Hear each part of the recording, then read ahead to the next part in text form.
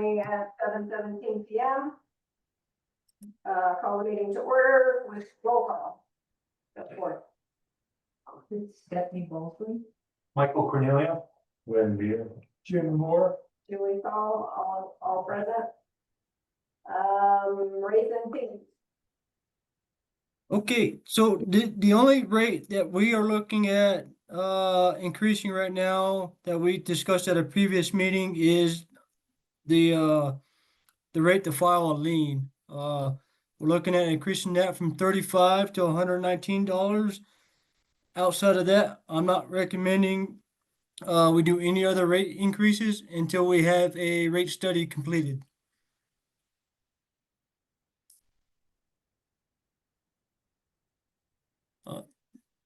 Hold on, we're getting organized here, Corey. That's page 1. Is Okay, there another? Yeah, there's another packet. yeah, we First. can read this. Yeah, I It can wasn't send the it to two you. emails, it wasn't in the second one when there was updates. Correct. So, Oh, yeah, there wasn't. It was any in the updates first to email. it. yeah, Okay, That's fine, I just ignored it. sorry about that. That's okay. So, sorry, Corey, could you please say that again? The only rate we are looking at increasing is the rate or the fee to file a lien. We're asking to increase that from 35 to 119.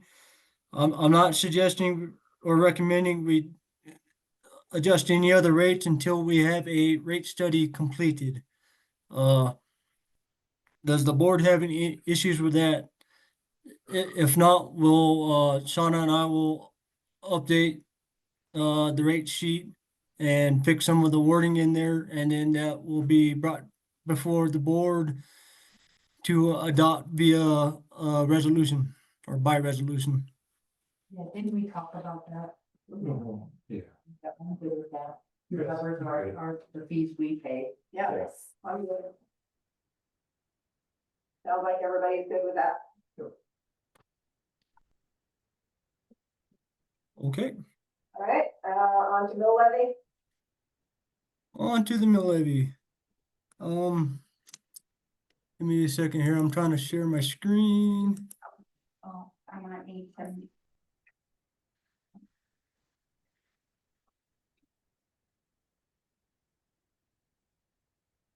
If you're able to close the participants window on the right, that'll make it better.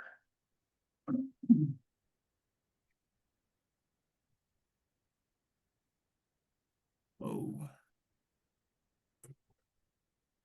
Can you guys see that? Yeah. Not legible, or that's a little better. Okay, so 2024, there was a new bill passed that instituted a 5.25% revenue growth limit on us. Previously, that limit was 5.5%, and the district went out to the voters to lift that statutory limit, meaning that you guys could collect more revenue than what you were allowed to via the property tax. So what that means is, so 2025, our assessment is 27 million. Right? So you times that by our mill levy and it gives you what our revenue is supposed to be. Oh, I'm sorry, what our revenue is supposed to be. You times that by 5.25, that's what we're allowed to grow. So we're only allowed, we'll keep it nice around $50,000 of revenue growth. So we're allowed to retain $978,000 worth of property tax. With our new assessment that took us from 22 million up to 27 million, we're going to have to reduce our mill levy rate by 5.808 and certify a mill levy of 36.301 to keep us at our 5.25%. That'll put us at 5.249%, which will keep us in Tabor compliance. This year's assessment was, in my opinion, extremely high. We went from 22 million to 27 million. So I am recommending that the board does a temporary, what's it called? Temporary mill levy tax reduction, and we certify a mill levy of 36.301. And then when we certify our mill levy for 2027, we can certify a 39.911, and that'll keep us at our 5.25%.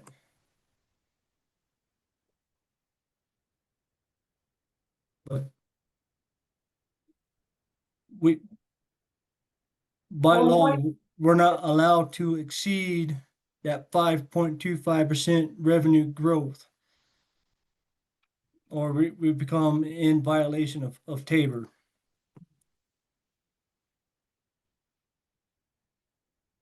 So with the fluctuations in the mill levy, does that entrap us in any way, or is that just like a multiplication factor that we're using to stay compliant with the cash cap? I'm sorry, Jim, I didn't hear you. The mill levy is, let's just say the mill levy can jump all around, up and down.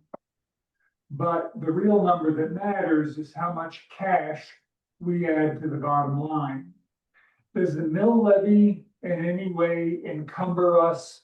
Does it also set a trap for us to not be able to raise it in the future? You know, No, if the well, property valuation stays the same for a while? yes and no, Jim. We are allowed to go up to 42.109. We cannot go higher than that because the voters didn't approve that. The voters approved a 42.109 mill levy.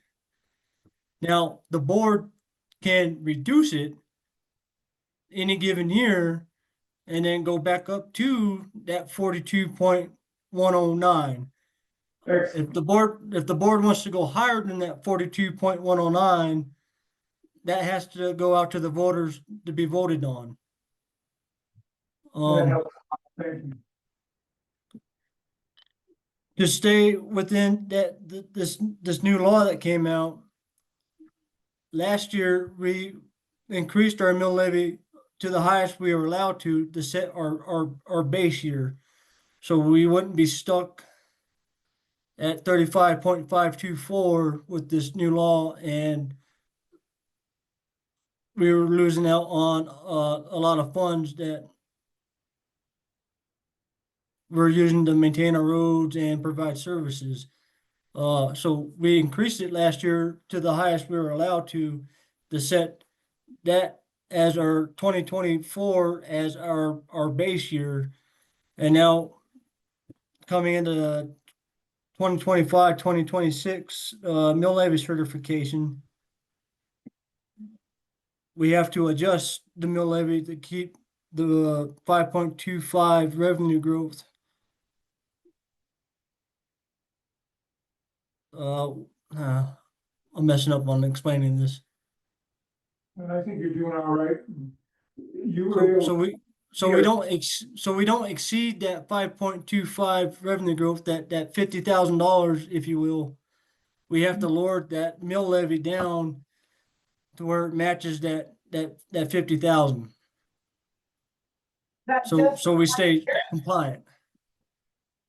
was that just for 1 year? Because if in 2026, it's saying that we're gonna have 102,000. So in 2026. All right. So year one, which is this year, we get 5.25%. Year two, we get another 5.25% for a total of 10.5. So year one, we get 5.25. Year two, we're allowed to go up to 10.5. Does that make sense? Yeah. Okay. Got And it. then following 2027 and 2028, we're allowed to go 5.25.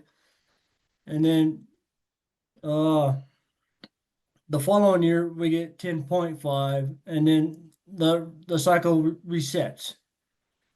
But with each reassessment year, or when the cycle resets, we get to choose our new base year. So instead of 2024 being our base year, we could choose 2026 or 2025 to be our new base year.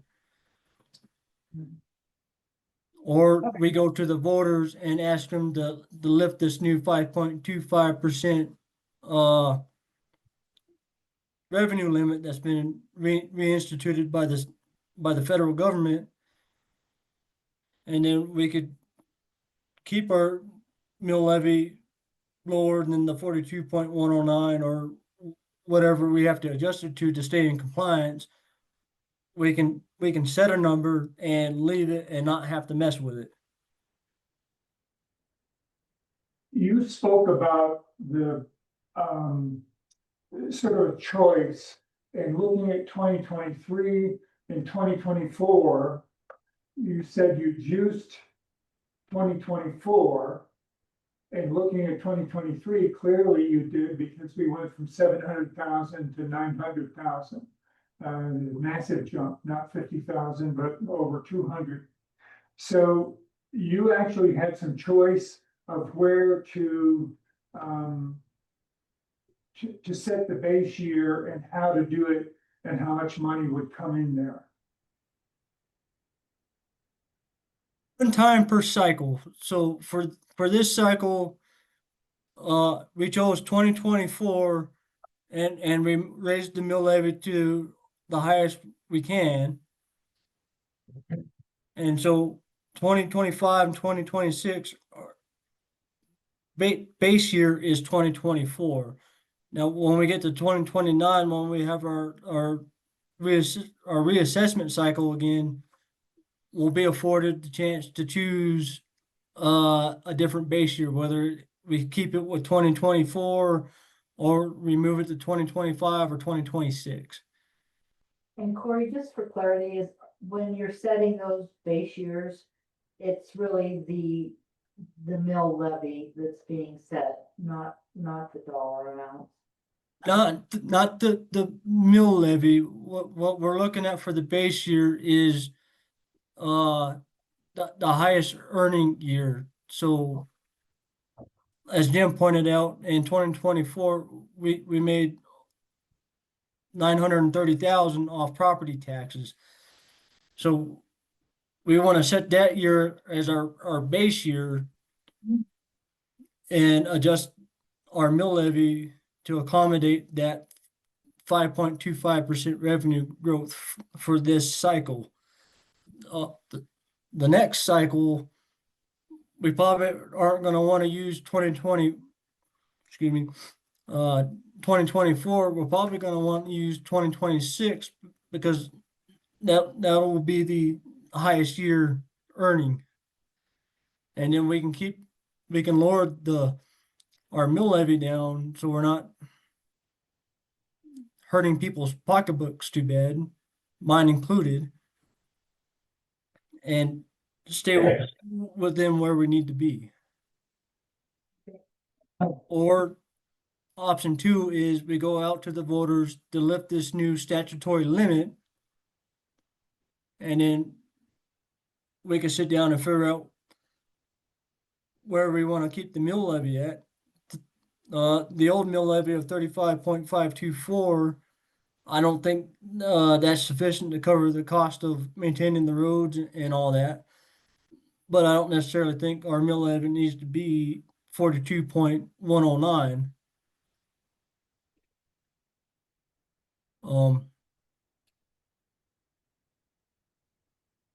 If that answers your question. It did, please. And if we decided to go to the voters, we could do a coordinated election with the county, correct? For a Yes. paper question. Yes. So it wouldn't necessarily have to be, I believe there is a cost to do a coordinated election with the county. I'm not 100%, but I do believe there is some cost to the district, correct, Corey? To do a coordinated There- election? There will be a cost, and honestly, if we were gonna look at doing that, I wouldn't look at doing it until 2027. Right. But that is the way to go, because you get more response with a coordinated election for the county versus just on our election cycle itself. That's only if we wanna remove that cap. Yes, Oh, sir. wow. Oh, Yes, sir.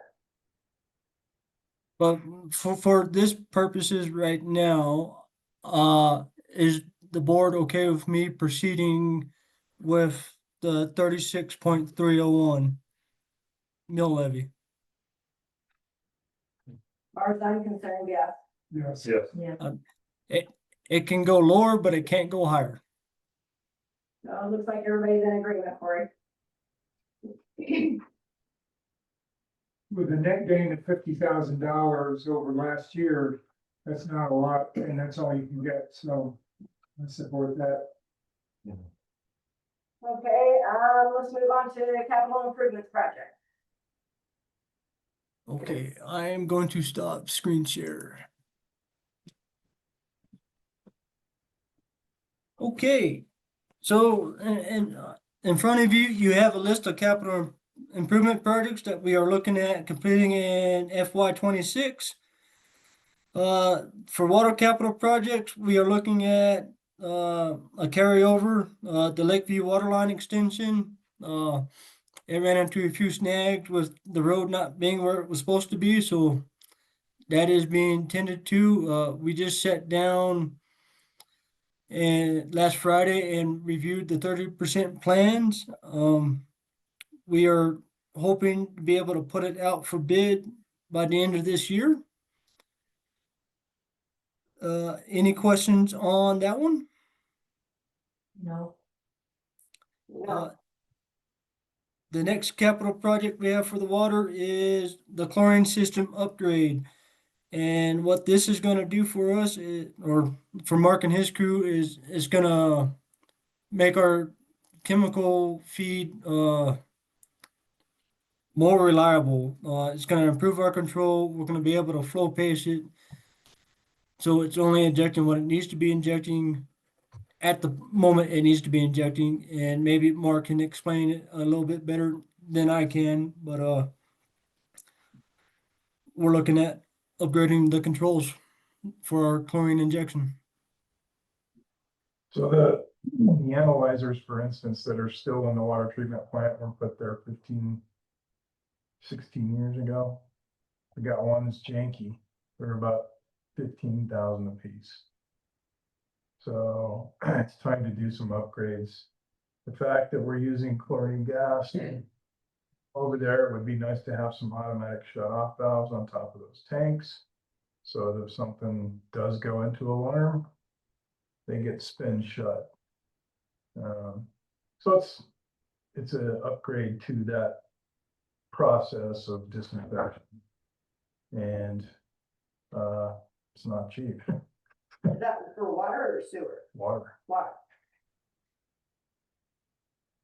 Yeah, the way our plant, our wells and stuff start and stop, it's problematic because they start and stop in 4 different time frames. But the feed of the chlorine starts and stops in 2 different time frames. So we get these highs and we get these lows because of it. It's one way to deal with it. So this will give you the automatic shut off and all that. Primarily, it'll give us control of the pacing. And then if we can fit that shut off in there, the price, and yes, we can't, then maybe some other way I might fit it in there.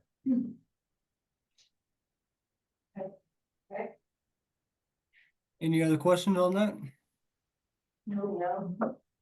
Sense. Okay, the next one is for the water, and that's to update the water master plan. And The reason we're asking for this is we need to update it, get more accurate price, get the projects that have already been completed off of it and projects that need to happen onto this plan.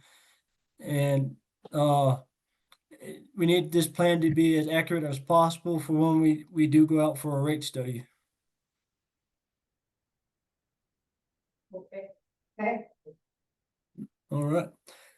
Moving on to the sewer capital projects. We are looking at establishing and building a new wastewater master plan because apparently we haven't had a wastewater master plan since the dawn of time. This is very vital and crucial for us to get the rate study done and to begin planning and planning for a mechanical treatment plant for the wastewater. Any questions on that one? And the cost of this one is significantly more than the water because it doesn't exist and they're having to build it from scratch. If we had one, it probably cost us about the same to update as it would the water plan, but seeing as how we don't have one, this project's gonna cost us about 120,000. Marty, I think we talked about the funding for this and some artful methods to get grants and so forth. It might be helpful if I'm on the right track for you to just expound on that a little bit. So as luck would have it, I actually ran into Patrick Radabell up here at this conference. hey, And I spoke to him about this one a little bit, and his advice is we need to break it up into two separate projects. Because their administrative grant that they offer, the project can't be more than 100,000. So what his suggestion to us is whether we start with the wastewater treatment side or the collection side, turn that one in separately, wait 2 months, then turn in the other portion of this wastewater master plan. I just wanted to have people hear how clever you are. So in effect, we'll probably end up with 3 administrative grants from DOLA if we play our hands right. 1 for the water plan and then 2 for the sewer. Great. awesome. But yeah, it was a pleasant surprise running into him here because I didn't think he would come to this one. That's good. And then any more questions on that one? No, And our second project for the sewer capital would be inflow and infiltration rehabilitation. And what that is we're essentially repairing and rehabbing our collection system, which is our sewer mains, our manholes and stuff like that. And we're rehabbing, fixing them to prevent water or stormwater from infiltrating, coming in through joints or cracks in broken sewer pipes or inflow where water is coming in through the top of our manholes.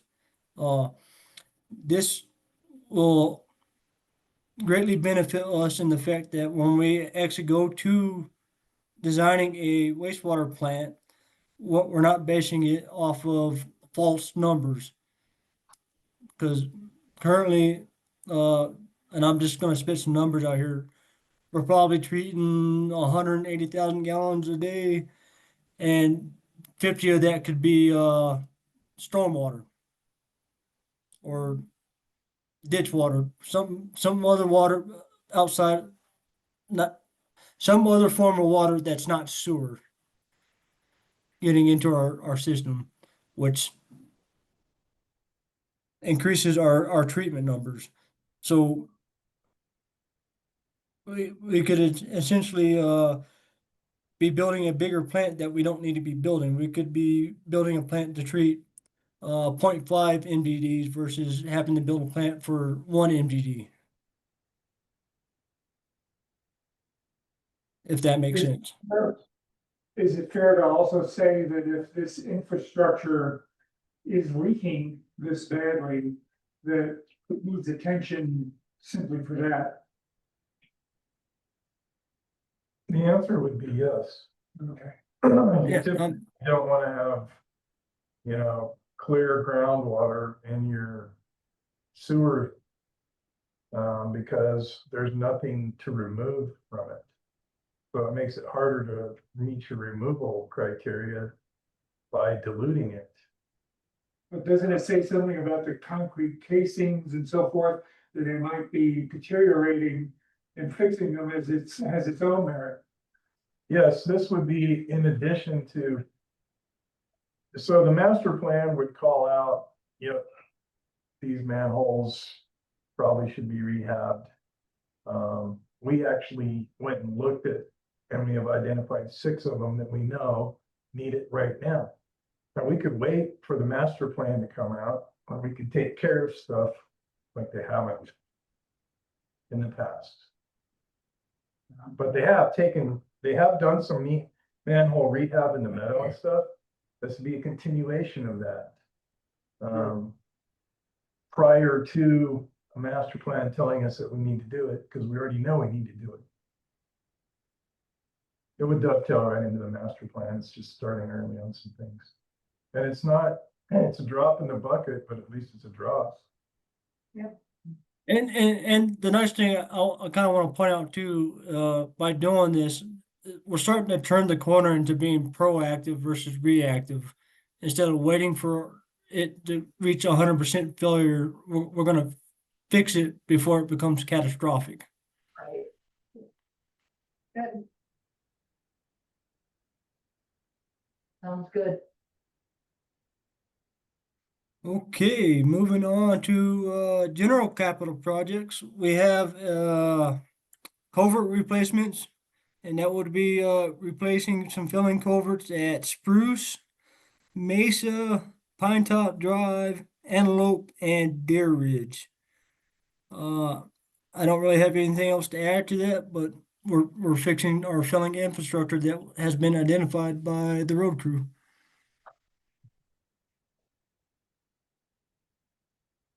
Board have any questions on that one? We're all nodding. We're good. No questions.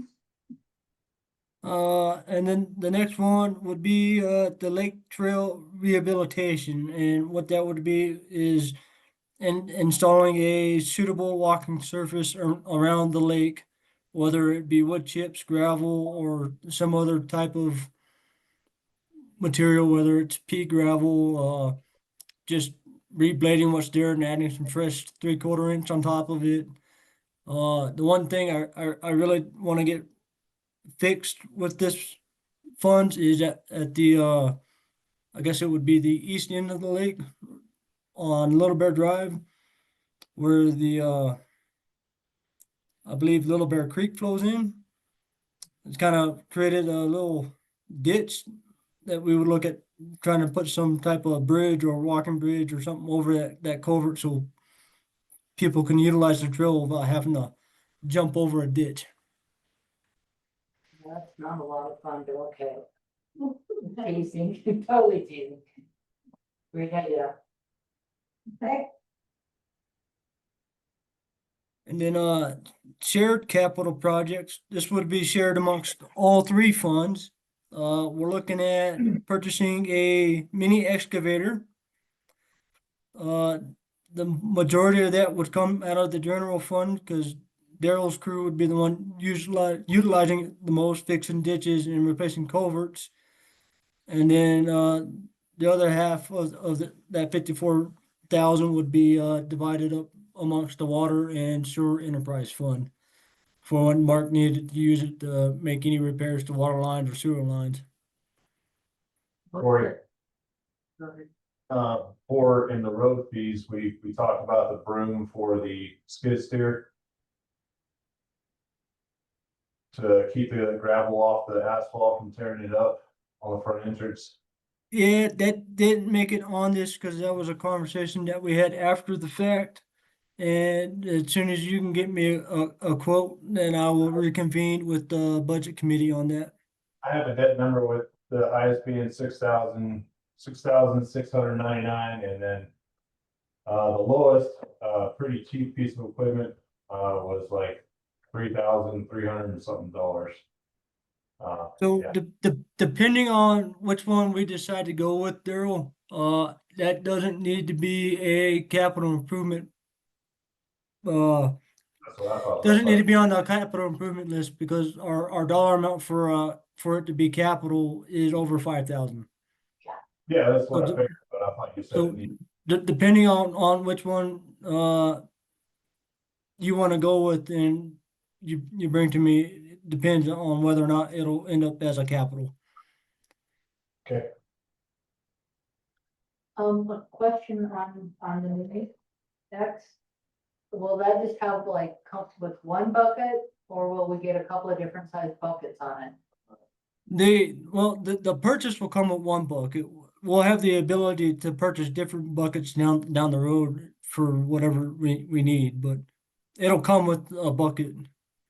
Okay, Yeah, I would like to add an additional claw bucket because, yeah, we got a bunch of rock up there, so. and could it use like, this is like just speculative for the future, but could it have a hydraulic thumb on it? Okay. Most excavators come with a hydraulic thumb And our nowadays. project in particular is articulating so that we can put that perfect V in the ditch when we do get the rock out.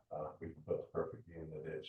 So Nice. it's just a square bottom ditch, Okay, which flows better in a V ditch than a square bottom. great. Finds phone lines pretty well too. So, You might find phone lines pretty well. yeah, probably.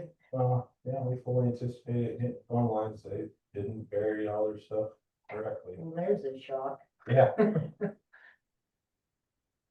Corey, one thing that is not on here, and I think it's deliberate, we talked about that drain issue in Simpatico.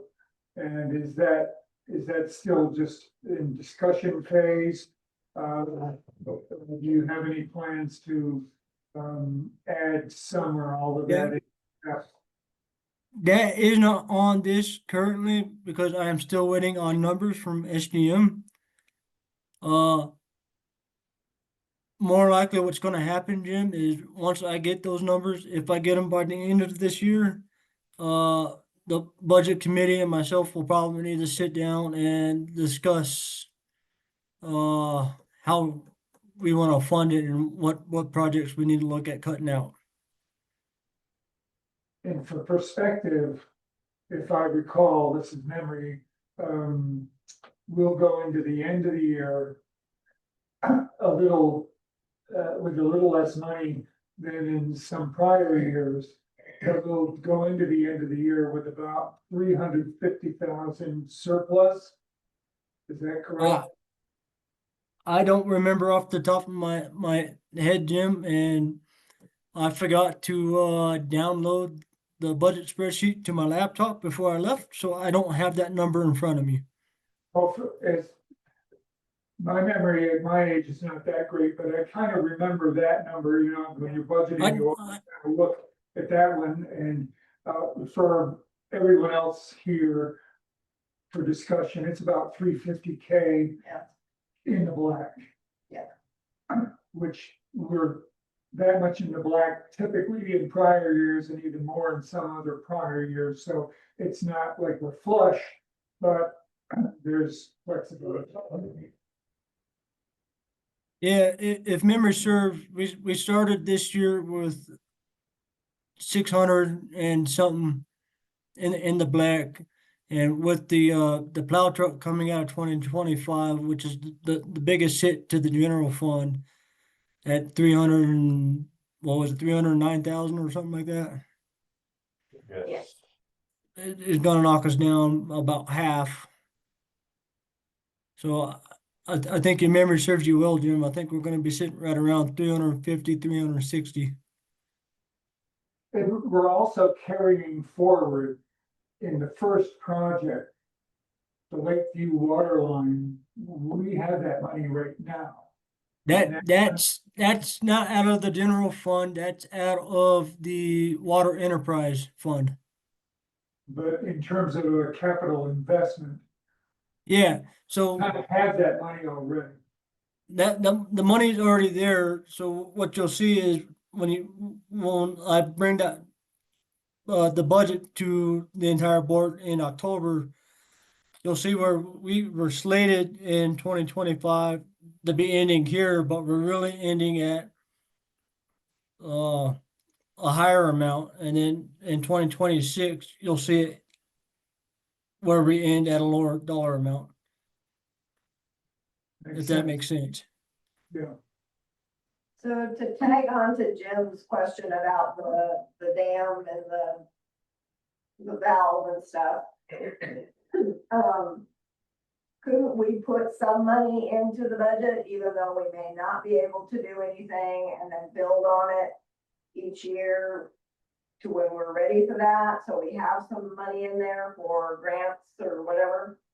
And currently, that's what I'm working with our accountant right now to actually set up a capital fund in each one of these fund balances. Right now, we don't have a capital fund that's established. Years prior, they were taking everything out of the community banks and just throwing it into that line item in capital or the Colorado Trust Fund that said capital funds. Which, okay, that's fine and dandy, but what belongs where? What goes to what enterprise fund? So that's what I'm working with our accountant right now to establish a capital fund in each fund balance. That'll give us a better picture of what the sewer fund has for capital improvement projects, what the water fund has for capital improvement projects, what the general fund will have for capital improvement projects. But right now, So I guess what I'm asking is, could we this year put money into the capital improvement for the dam fix? So we're starting to put some funds into that, so when it does come, once you get. don't, I see what you're saying, but right now, we don't have anywhere to really put that. I can't take 100 grand out of the Colorado Trust and say that's what this is for without having a line item in the budget specifically calling out for that. That's part of one of the things that we're working on is that 10-year capital project plan, that spreadsheet that I showed you guys. Once we get that developed, that'll tell us, okay, we need to plan on this, and then once we have that fund established in the general fund or the water fund or the sewer enterprise fund, then we can start earmarking money. Okay, this is for this. This is going to be for this, and then you continually add to it and collect interest on it and divvy up your bill money amongst everything. Okay. Is that the same for the community building demo? No, I spoke to Catherine on that, and the money that we budgeted this year is, we're gonna put it out for a formal bid. And then once we get, what that dollar amount's gonna be, we can do what's called a budget supplement in FY 26 to get that accomplished, or we can push it off to 2027. Or I can go ahead and go off the one quote we got and spruce it up by 15%. And we can put that in the budget for the demolition. Okay, So our last quote was 50,000, so we could put in there 75,000 for demo. If the board so chooses.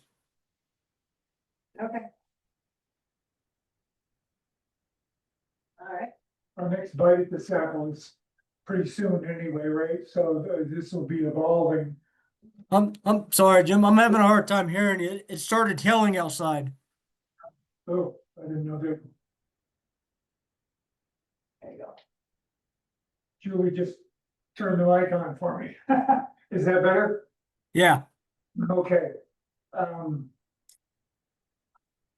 We're taking another bite at this budget apple pretty soon, and it will evolve by then, right? This budget will continue to evolve until you guys adopt it in December. Once it's been adopted, the budget will not change unless we have something that pops up that will require a budget supplement in 2026. But until this is adopted, it's not going to change. Or sorry, this budget will continually change until it's adopted. Cool. Any other questions, Mark? No, not at this point, for me. Michael, Lynn? Good? Okay. Next we'll move on to COLA and merit raise. Okay, so I have it built into the budget right now for a 2.5% COLA and a up to a 3% merit-based increase. I got the 2.5% based off the CPIW, which is the Consumer Price Index. If you look at the numbers, it comes out to 2.6. I rounded it down to be a little conservative because we're still missing 1 month of numbers to be able to have a 100% accurate number.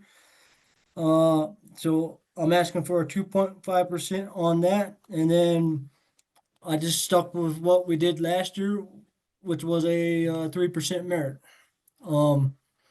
I did meet with the budget committee on this. The budget committee agreed to a 2% COLA and a 2% merit. I'm fine with that. Obviously, I would like to see the 3%, but this is ultimately the board's decision.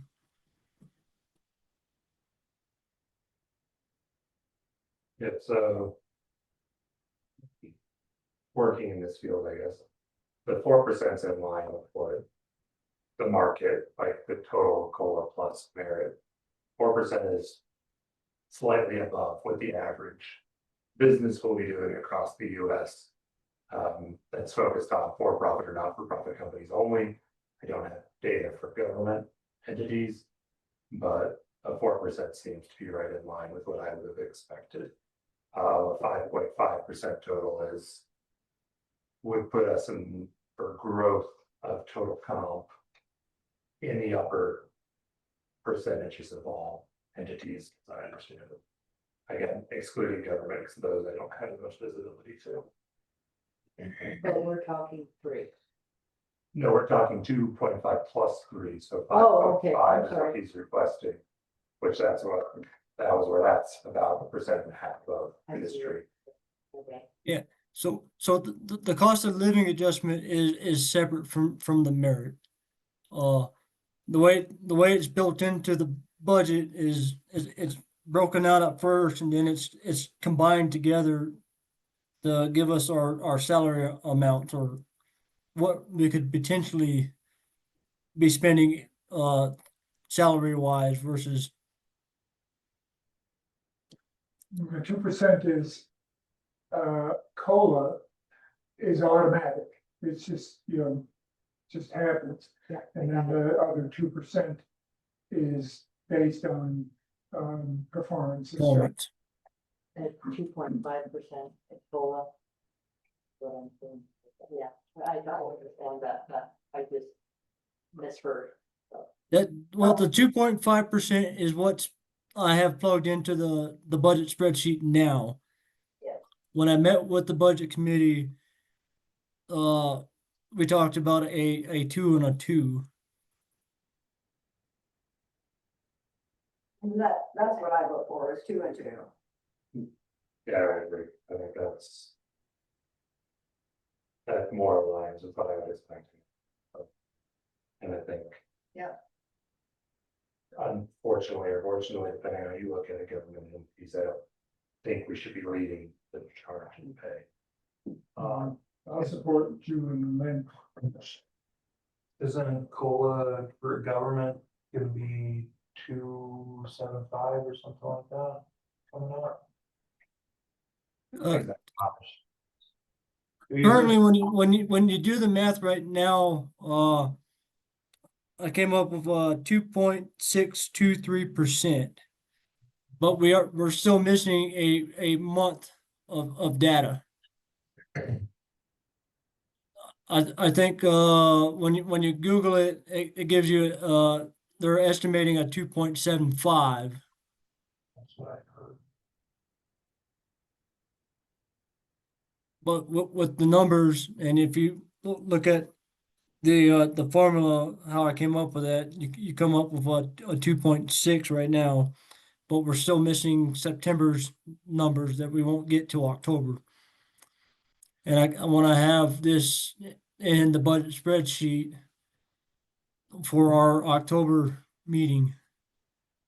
So I'm erring on the side of caution with the 2.5 or the 2, whichever direction the board tells me to go. Michael, are you able to find that data anyplace? It's just all, yeah. If they already put the numbers on. You can look up the consumer price index online, and it'll tell you, it'll spit out that number. 2.8, 2.7, you're seeing cost of living. Yeah, I think I would be in favor of above 2 for cost of living. This is not an economy that's getting easier, and I think for retainment, I think 2 is just a little bit too low. So I would be in favor of at a minimum 2.5. That's me. It's not an issue. I would agree with that.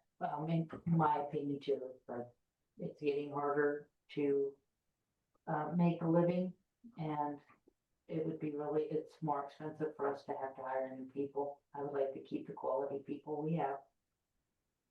But we don't have to make that decision right this minute, correct? Yeah, well, I don't know, Corey. Well, I need kind of the general consensus of the board so I know what to put into the budget. So you've got 2 people that are saying the 2.5. And then 3 people that are saying 2 and 2. I'm fine with 2.5, but then I suggest we change merit to 1.5.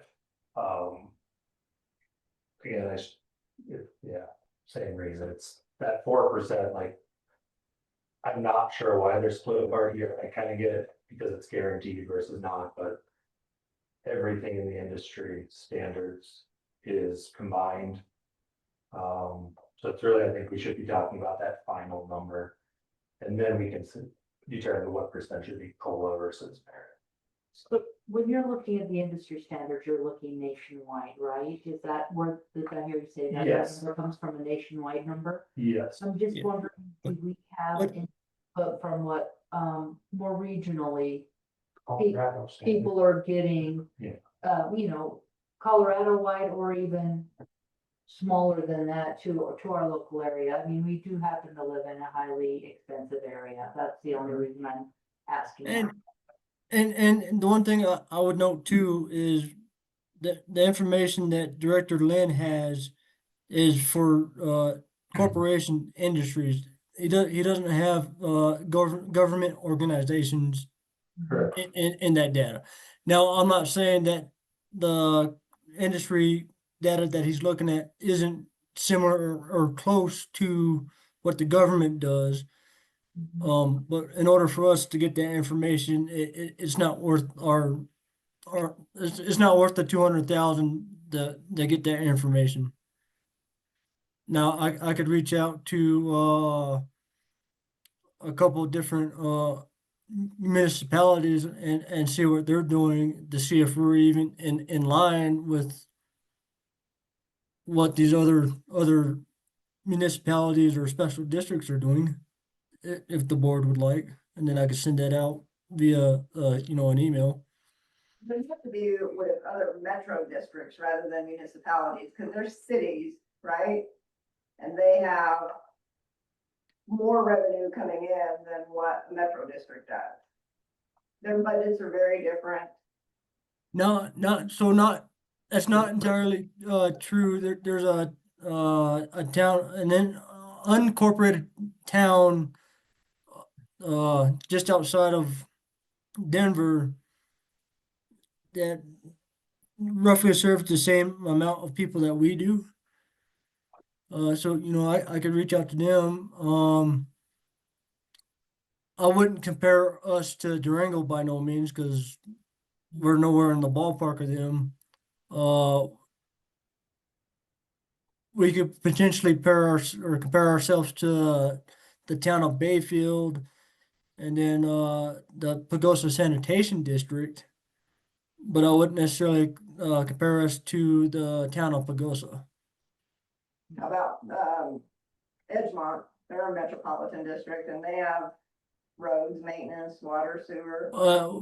We could compare ourselves to Edgemont as well. I actually forgot about them, to be honest. Not a state database that you could pull and maybe filter the metro areas out and then start looking, there isn't a salary database or a budget database to draw on. The hard thing for our district is we are the biggest metropolitan district in La Plata County. So finding a metro district equal to our size is gonna be rough. Biggest in the We, Southwest. we would be better off trying to compare ourselves to smaller towns, not cities, but towns. So maybe, the town of Mancus, Bayfield, or some of these other bigger subdivisions that are in other counties. Okay, and just to be clear, we're not talking because we don't want you guys to get a raise. This is not about that. It's about, every company that I know and people that I know, they're not getting raises this year, or they went from 6 down to 2 or 1. And my company's doing the same thing. So it's across the board, kind of like what Lynn is saying. His company didn't get any raises this year. So we're trying to make sure you get something, but not eliminate it, but still give you guys something, across the board. Yeah. I like the idea, if you don't mind doing the additional research, Corey, to, shoot it out to us all via email, so we kind of have a rough idea. I think we could give you at least we'd have more information for our views. I guess, just for clarity, if it were up to me, we would go with the 2.5 COLA and 2% merit, which is 0.5% over what Lynn is saying. But still 1.5 under what Social Security is gonna be doing as well. So I agree that the 2.5 too, as well. If you can hear me, Corey. Yeah, I can hear you. So I that's don't why, think Social Security would be comparative, to be fair. I think that's a different grouping. It's also making up for sins of the past of lack of increases. it's a pretty minimal, and that's just one that's saying that amount. Mhm. I'm just going by Google search. Yeah, They're saying cost of living, again, 2.8, 2.7, so I think 2.5 would be fair. Just for my personal notification. So I can expect 2.8 from Social Security this year. I believe it's 2.7. Yeah. They're looking at anything. No budget in your brain during this week. All money I get, It's not just you. So Cory, when do you have to have this, consensus? Well, I would like to have it, for the, public hearing on the budget in October. But we don't have to have the hard number until December 15th. So I guess what my suggestion would be, if the board's not comfortable going with, if the board's not comfortable going forward with the number, we can still do the public hearing in October. And then before the board adopts the budget in December, we can do another public hearing before that. Well, what I'm All the hearing, changes. what I'm I'm sorry? hearing. I'm sorry, I may not be on, maybe I'm turned off. No, it's raining and hailing outside the hotel room, so it's hitting the glass, so I'm having a hard time hearing. What I'm hearing is that Lynn and Jim and I are all on the same page. 4% across the board, 2 and 2. And then Stephanie and Michael are at 2.5 and 2. So you have a consensus of 3. Do you need to wait until October, or is this a good, can we make the decision tonight? I mean, I can, well, this isn't really, because this is a work session, the board can't like vote on a number, right? I just need the general consensus of the board, which is a 2 and 2, so I'll plug that into the spreadsheet. I will still go out and get the comparison numbers from organizations comparable to us, and then bring that information to the board. Excellent.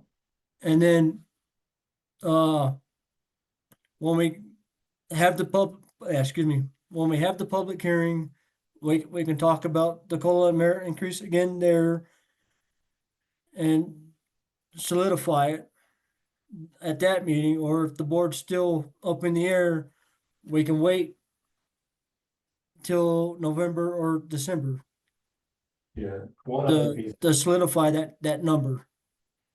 one other piece of information that would probably be helpful is, I think similarly to if we can have a, what's it called, like, a review of the pay that we're paying right now for employees to see if we're paying at market, below market, where we're at. And an understanding of what is our, as a board, I guess, philosophy on, should we be leading the market, should we be trailing the market, should we be matching the market? Was it not? He's just having a hard time hearing. I think if it's closer to your mouth, he might be able to hear it a little better. Yeah. Well, So- I caught the last half of that. I didn't catch the first half. So doing a rate study effectively of where are we relative to market on our compensation models right now for our type of government? And just, I know that a review done by the time we need this, but at least what would that cost to do, an understanding of that, and maybe that's something that we should be putting in if there's. Okay, A compensation survey. yes, like a compensation study. Study, yeah, survey, study. Yeah. Yeah. I can definitely reach out to, a couple different firms. I did reach out to CPS HR, I want to say last year, and they gave us, an hourly, rate sheet of what they charge an hour to do it. I don't remember what it was. You went with a company, well, it may not have been you, maybe it was Guy. Did do that, but they rated in places that weren't even close to what FLMD was. You know, they Yeah, were rated so- closer to cities than, When I spoke to Guy on the way he did his, he called the surrounding area and then a couple places that were equivalent to, equivalent to our size, and that's where he got the number. I know he reached out to Bayfield because he asked me for our numbers. I don't remember who else he reached out to. Pagosa, like the city of Pagosa, and I believe Durango, right? How much? Yeah. Okay. I'm really surprised SDA doesn't do this Mhm. and sell it. Because the Colorado Nonprofit Association does this every single year, and they sell it for about $150. And it's stratified based on whether you're in metro areas or rural, and it's, you know, it's not rocket science analysis, but Drop it in there. You should drop it in their suggestion box tomorrow, Corey. They have to have one at the conference. I was just fixing to say, it so happens I'm at an SDA conference. I might be able to speak to somebody about that. I'm really shocked that they don't have a book on the shelf. Yeah. Um, And most of it's public data, so most of Right. it should be queryable. Well, maybe Yeah. you can check on that since you're there Yeah. with some people and see if anybody has any ideas to lessen the work you would have to do. Yeah. They may have it. It's very easy for us to say all this, you know. Well, you know, there's a bunch of vendors up here. I might be able to spray one or, you know, persuade one of these individuals to do one for free. Right? Yeah, Maybe and the so. prototype, we could be the prototype. There you go. Okay, so we're in agreement, you're gonna do it at 2% and bring it to the October budget meeting. That's what I'm gonna plug into the sheet. Yes. We'll massage it then again. All right, I think that's the end of the list. any other comment? Questions? No, No? thank you for putting all this preliminary stuff together. I appreciate working with you on this, you know, I've pulled on you a few times tonight to get you to say to everybody things you've said to me because they were so important. And, you've laid this out really clearly, and with all the pertinent information. Appreciate it. Yep. Well, I appreciate you reminding me, Jim, of some things. You're doing a great job on this budget, Corey. Very, very impressed. I appreciate it. All right, well, then I'm gonna call the meeting to adjourn at 8:20 PM. Thank you. Thank you, thanks, everybody. I'm gonna take this outside.